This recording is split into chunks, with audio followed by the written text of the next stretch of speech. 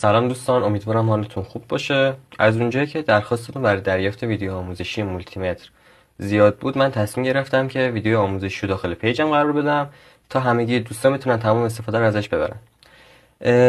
تو این ویدیو براتون این مولتیمتر معمولی آوردم که از مدل DT830B هست که یکی از مولتیمترهای معمولی هست که شما میتونید برای پروژه های دانش آموزی یا پروژه های معمولی ازش استفاده کنید و آنچنان قیمت بالایی هم نداره. حالا بریم سراغ گزینه‌های مولتیمترمون.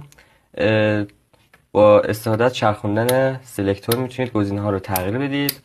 اولیش که روش قرار گرفته نوشته آف یعنی خاموش، بعد میچرخونیم این سمت میشه چی؟ ولتاژ DC نوشته DCV یعنی این ولتاژ DC رو اندازه گیری میکنه. از 200 میلی ولت شروع میشه تا 1000 ولت. مثلا اگه ما بخوایم یه ولتاژ 1.5 ولت رو اندازه بگیریم، میذاریم رو حالت 20 ولت. بذارید براتون یه تست بگیرم که بهتر براتون جا بیفته. ما دو تا پراپ داریم که یکیش قرمزه و یکی دیگه‌ش هم مشکیه. که قرمز به معنای مثبته و مشکی هم به معنای منفی.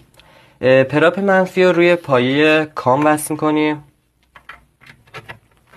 و پراپ مثبت رو هم روی وی او میلی آمپر. اینا یعنی با این پایه میتونیم ما اینا رو اندازه‌گیری کنیم. به این صورت وصلش می‌کنیم.